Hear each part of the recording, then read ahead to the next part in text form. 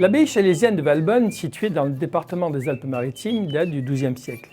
C'est un édifice d'architecture romane de type cistercien. L'ordre chalésien a été créé en 1101 en Isère. Il n'a jamais été très connu car il a disparu après 2 siècles d'existence. Les moines érigèrent 10 abbayes et 3 prieurés, mais par leur faible implantation et leurs maigres ressources, leurs difficultés de gestion provoquèrent la disparition de cet ordre au XIVe siècle. Ces monastères étaient situés en Provence et en Dauphiné, qui fut le berceau de l'ordre. Les principes de base des moines étaient la charité et le détachement des biens de ce monde, avec une vie en communauté, basée sur la règle de Saint Benoît qui organise la vie des moines, décrit les vertus monastiques que sont l'obéissance, l'humilité et l'esprit de silence. Cette abbaye représente parfaitement l'art roman chalésien, très proche de l'art primitif cistercien simplifié.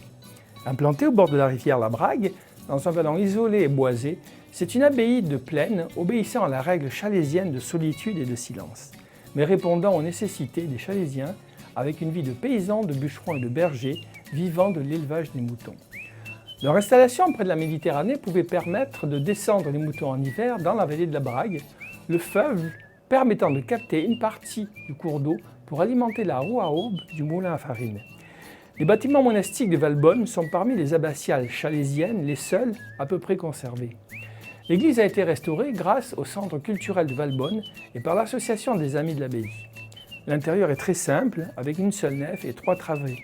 Elle comprend un long transept dont chaque bras s'ouvre sur une chapelle rectangulaire. Au sud, dans la cour actuelle, se trouvait le cloître, à l'est, au rez-de-chaussée, la sacristie et la salle capitulaire, à l'étage, le dortoir des frères Convert. La plupart de ces bâtiments sont aujourd'hui inexistants, seules des traces et quelques vestiges apparents subsistent. Après la visite de l'abbaye, vous pourrez découvrir le vieux Valbonne avec ses ruelles typiques des villages de l'arrière-pays niçois et les sentiers de randonnée qui permettent de parcourir le fleuve la Brague sur plusieurs kilomètres. Bonne découverte!